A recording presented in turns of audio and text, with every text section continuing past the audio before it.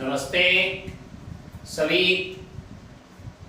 दर्शकों, पाठकों, अध्येताओं, छात्रों, शिक्षार्थियों, विभिन्न नामों से आपको पुकारा जा सकता है। मेरे मित्रों, सबको मेरा नमस्कार। मैं बजरंगलाल सैनी गुरु आपके समक्ष अलंकार का एक और वीडियो लेकर प्रस्तुत हुआ हूं। कोरोना काल चल रहा है, लॉकडाउन खुल चुका है, अब अनलॉक 1.0 प्रगति पर है। अनलॉक 2.0 शीघ्र ही आपके सम्मुख आने वाला है। कोरोना से बचने का एक ही उपाय है, लगातार समय समय पर हाथ धोते रहें, सैनिटाइज का प्रयोग करें और मास्क पहने, फिजिकल डिस्टेंस या सोशल डिस्टेंस का ध्यान रखें। बचाव ही इसका इलाज। तो फिर इस भयंकर हाहाकारी माहौल में सीखने सिखाने की इस प्रक्रिया को हम आगे बढ़ाते हैं और आज हम आपके सामने लेकर आए हैं यमक अलंकार। यमक अलंकार और उसके भेद बहुत ही सरल तरीके से समझाने का आपको प्रयास किया जाएगा। यमक, तो सबसे पहले देखिए, मैं आपको एक छोटी सी बात बताऊं कि कुछ प्रतियोगी परीक्षाओं में ऐसा पूछा जा चुका है कि यमक का अर्थ क्या है। तो यमक दो शब्दों से मिलकर बना है, जिसमें पहला शब्द है यम, जिसका अर्थ होता है जोड़ा या जुड़वा। तो इसका मतलब है शब्दों का जोड़ा, क्योंकि वर्णों की जब बात आती है तब तो हम चले जाते हैं अनुप्रास अलंकार के पास, जो हमने पहले वाले वीडियो में देखा था। अब हम बात कर रहे हैं अनुप्रास से आगे की, तो जोड़ा जो बनेगा वो यहां पर शब्दों का बनेगा। तो शब्दों का जोड़ा या यम जोड़ा या जुड़वा, तो ये होगी बात यम की। और अगर यमक का अर्थ भी आपसे पूछ लिया जाए तो कोई बात नहीं, आप जोड़ा या जुड़वा शब्द ऑप्शंस में देख लीजिएगा, दोनों में से एक मिल जाएगा, ये इसका अर्थ है। अब जोड़ा किसका है? शब्दों का। उसी अर्थ में? जी नहीं, उसी अर्थ में नहीं, अलग अर्थ में। अगर उसी अर्थ में होगा तो ये पुनरुक्ति प्रकाश अलंकार होगा या पुनरुक्ति अलंकार होगा या फिर वीप्सा अलंकार भी हो सकता है, लेकिन यहां पर हम अलग अर्थ की बात कर रहे हैं। तो इस प्रकार यमक की परिभाषा हो जाती है किसी शब्द की, ध्यान दीजिए, शब्द की एक से अधिक अर्थों में आवृत्ति, एक से अधिक अर्थों में आवृत्ति होने पर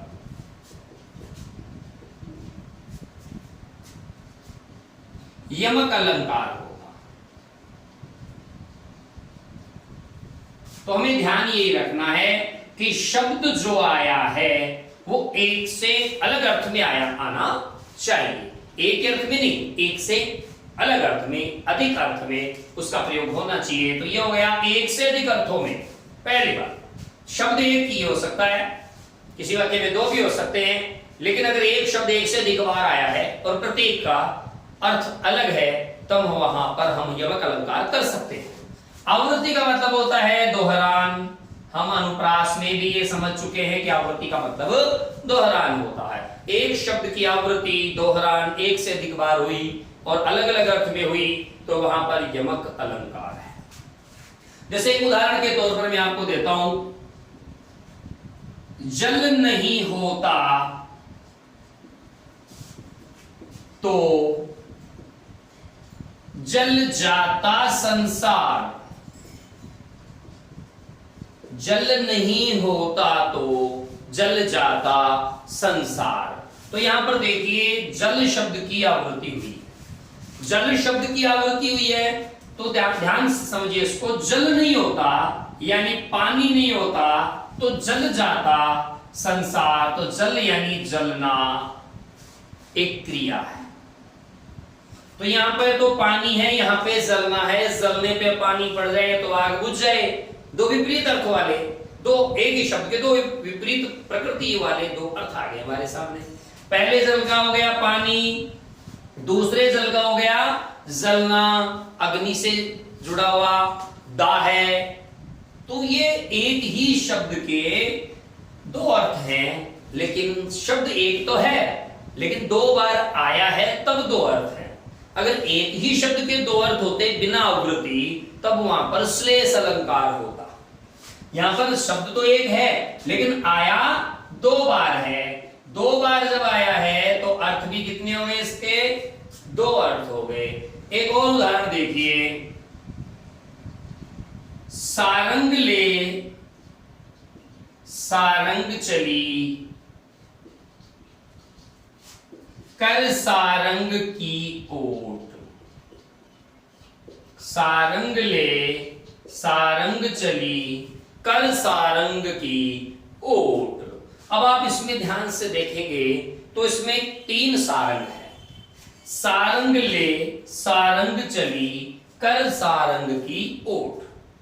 तो सबसे पहले हमें उस सारंग को देखना है जो कार्य कर रहा है। सारंग चली, सारंग चली यानी ये कोई जीवित या प्राणी है, तो सारंग का मतलब यहां पर युवती से है। यहां पर पहला अर्थ जो आया सारंग का वो आया युवती। अब युवती क्या लेकर जा रही है? सारंग। सारंग का मतलब यहां पर आ गया दीपक। अब युवती दीपक लेके जा रही है और सारंग की ओट, दीपक को आप देखते हैं घर पे हवा चल रही होती है, कोई भी घर में स्त्री, माँ, बहन या जो भी हो, वो जो कोई दीपक लेकर जाती है, हवा चल रही होती है तो अपने आंचल की ओट में उसको कर लेती है। तो यहां पर आंचल शब्द आ जाएगा। तो इसका मतलब है कि सारंग शब्द की यहां पर तीन बार, एक, दो और ये तीन बार आया है सारंग शब्द।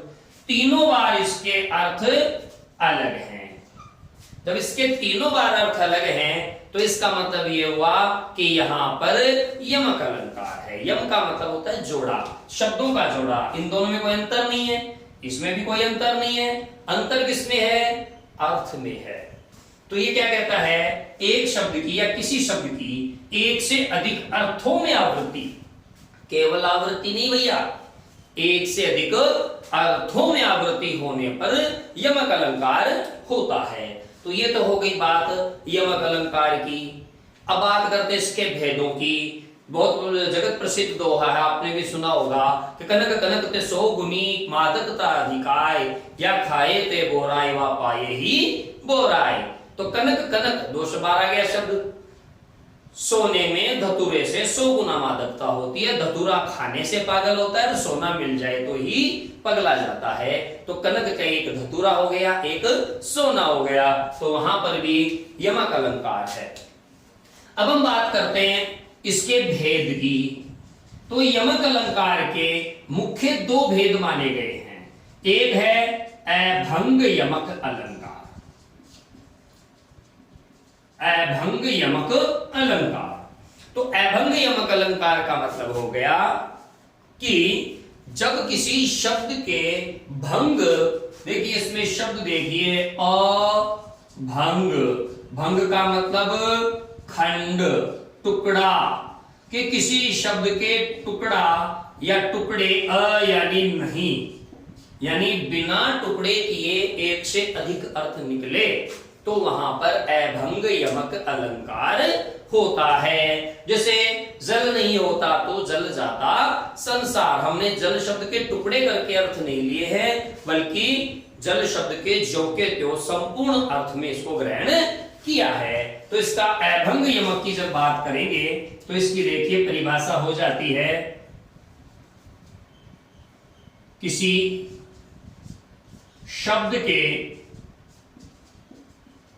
टुकड़े किए बिना, टुकड़े किए बिना एक से अधिक अर्थ प्राप्त हो तो वहां अभंग यमक अलंकार होता है। हम इसको यूं समझ सकते हैं कि आवृत्ति जब किसी शब्द की हो रही है तब हमें उस शब्द के बिना टुकड़े किए अर्थ निकालने हैं। दो बार आया, मान लीजिए कोई शब्द दो बार आता है तो उसके अलग अलग अर्थ शब्द के टुकड़े किए बिना, शब्द के टुकड़े किए बिना प्राप्त हो तो अभंग यमक होता है। यहां पर आपको ध्यान देने की बात है, अभंग श्लेष भी होता है, अभंग यमक भी होता है, अभंग श्लेष भी होता है। तो यहां पर देखिए आप, इस जल के दो अर्थ आए, हमने कहीं पर भी इसके टुकड़े नहीं किए, ये अभंग यमक है। और अभंग श्लेष का मतलब है कि शब्द दो बार नहीं आएगा, शब्द एक ही बार आएगा। जैसे गुण शब्द है, गुण शब्द के दो अर्थ मैंने बताए थे, राजा के अर्थ में गुण और कुएं के अर्थ में रस्सी। रहीमन पानी राखिए बिन पानी सब सून, पानी गए ना उबरे मोती मानस चून।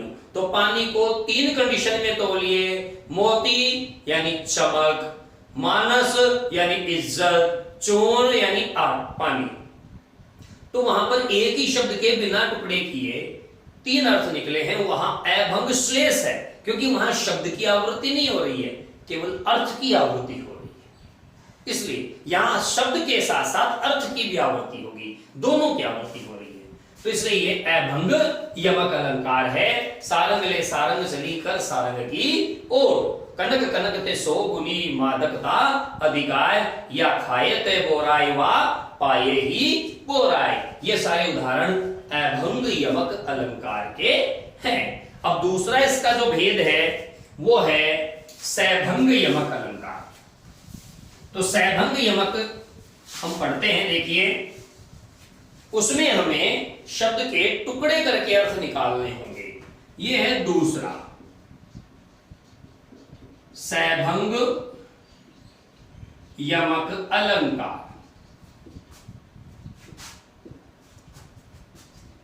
शब्द की आवृत्ति होने पर, यह मस्ट है भैया, शब्द की आवृत्ति होनी चाहिए, आवृत्ति नहीं होगी तो फिर वहां पर सैभंग श्लेष होगा।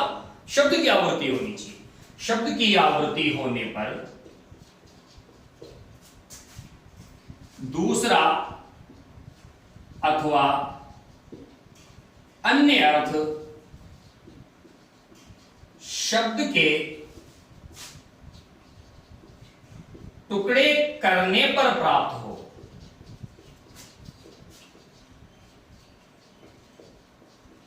तो वहां सैभंग यमक अलंकार होता है।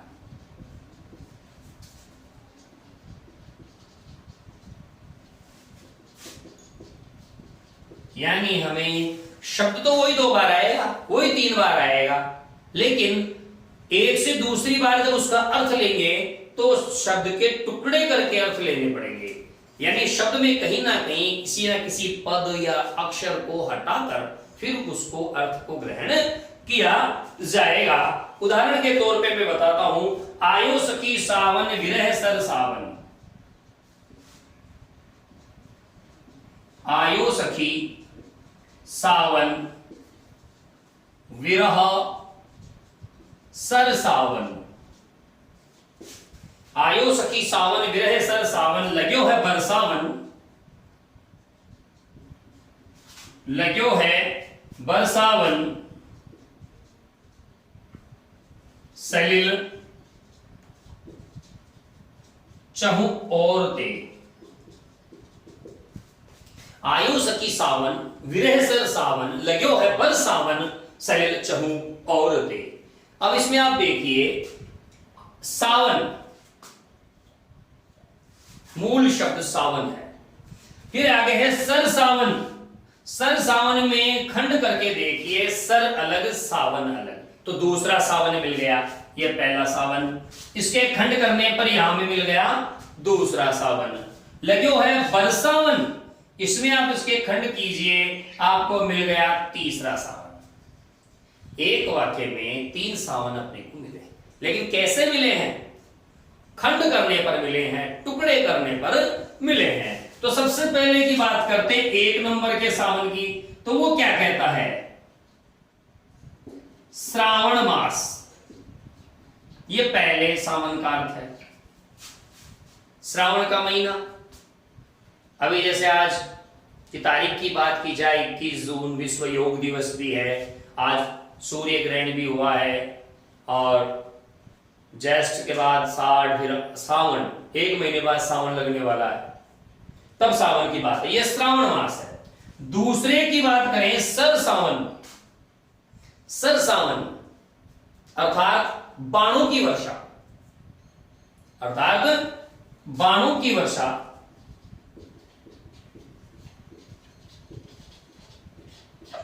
तीसरा बरसावन। बरसावन का मतलब हो गया बरसाना, जैसे बादल बरसते हैं वैसे बरसना, बरसाना। अब सावन के टुकड़े करके अर्थ लिए हमने, यानी हमने उस सावन को शब्द के टुकड़े करके अर्थ निकाले हैं, तो इसका मतलब है यहां पर हमने सरसावन और बरसावन के टुकड़े किए।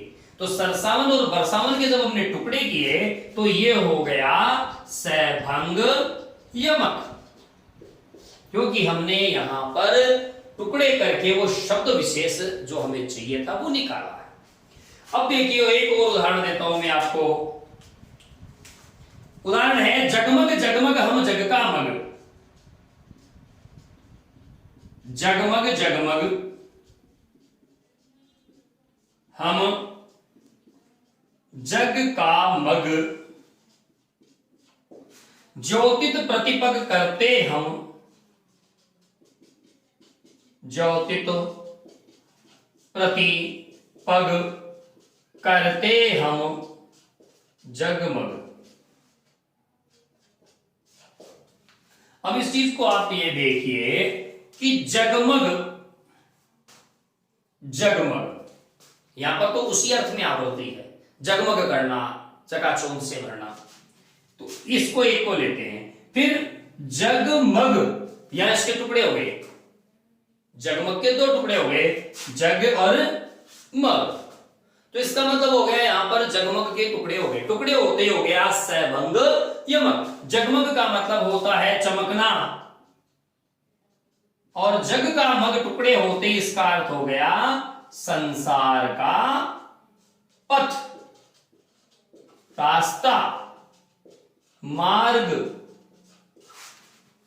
फिर जगमग मतलब चमकना। तो इस प्रकार से यहां पर हमने जगमग के जो टुकड़े करने के बाद अर्थ यहां पर है, मतलब शब्द के टुकड़े हो रखे हैं, शब्द वो ये जगमग, लेकिन उसके टुकड़े हो गए, टुकड़े होते उसका अर्थ बदल गया, ये हो गया सैभंग यमक अलंकार। तो सैभंग यमक अलंकार में आपको ध्यान रखना है कि शब्द के टुकड़े करने पर अलग अर्थ हमें प्राप्त होता है। एक छोटा सा उदाहरण मैं और देता हूं आपको।